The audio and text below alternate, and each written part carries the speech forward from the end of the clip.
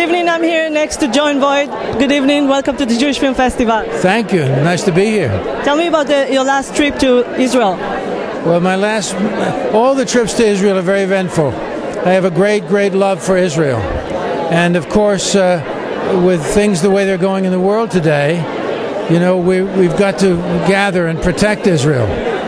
They certainly are the only ally of the United States and a great democracy in that part of the world that is surrounding them, you know, with threatening, you know, tyrants and dictators. And this is not something new. We've known this, that the Jewish people have somehow prevailed in this. The state of Israel has been a miracle after miracle because they've been threatened in every decade with serious wars.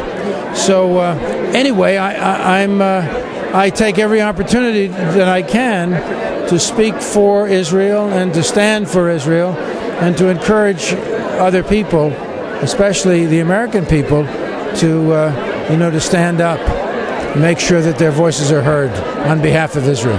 Thank you for being such a great ambassador, and we need many people like you.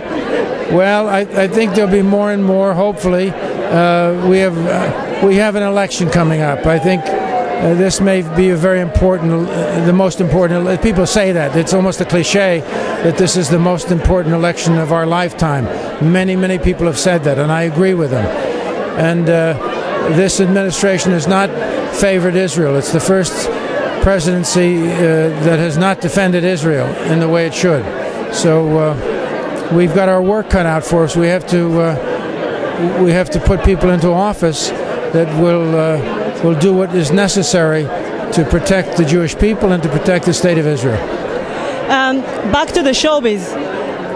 Can you tell me about the best set for a movie that you've been in?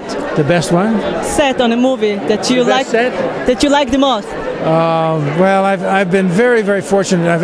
I've had an affection for most all the things that I've done in some ways, and the people who worked on them. And of course, an actor like myself is very dependent on a whole bunch of people when you make a film, most especially the director, but the cinematographer, the person who writes the music eventually, the editor certainly.